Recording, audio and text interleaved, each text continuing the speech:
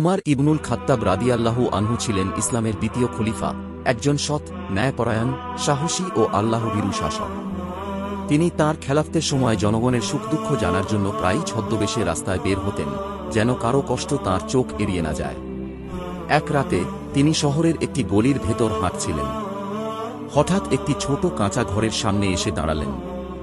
ঘরের ভেতর মৃদু আলো, আর ভেতর থেকে ভেসে আসছিল এক মা ও মেয়ের কথোপকথন।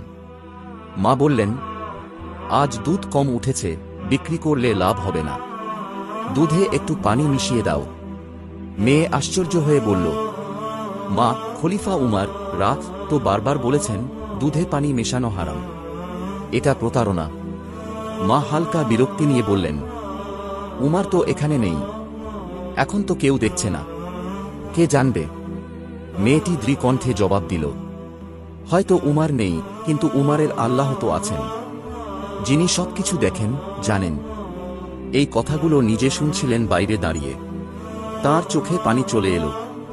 এক দুধ বিক্রেতা গরিব মেয়ে, না আছে তার বিত্ত, না আছে উচ্চ মর্যাদা, কিন্তু তার অন্তরে আছে ভয়, আল্লাহর ভয়।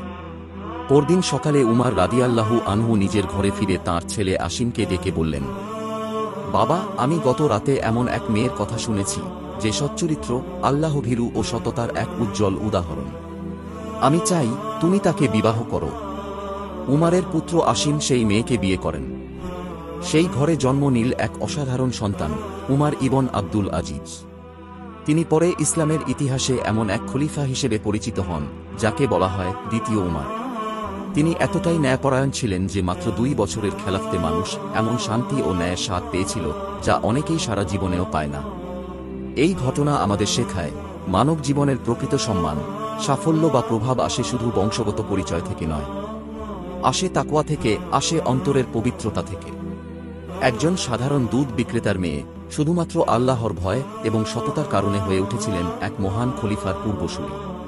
তাই আজ আমাদের সবার উচিত নিজেদের অন্তরে একটি প্রশ্ন রাখা, আমি কি সেই দুধ বিক্রেতা মেয়ের মতো আল্লাহভীরু হতে পারছি? আমি কি অন্যায়ের সুযোগ দেখেও ন্যায়ের পথে অবিচল থাকতে পারি? আমি কি লোভ, চাপ কিংবা একাকিত্বের মুহূর্তে সত্যকে আঁকড়ে ধরতে সাহসী?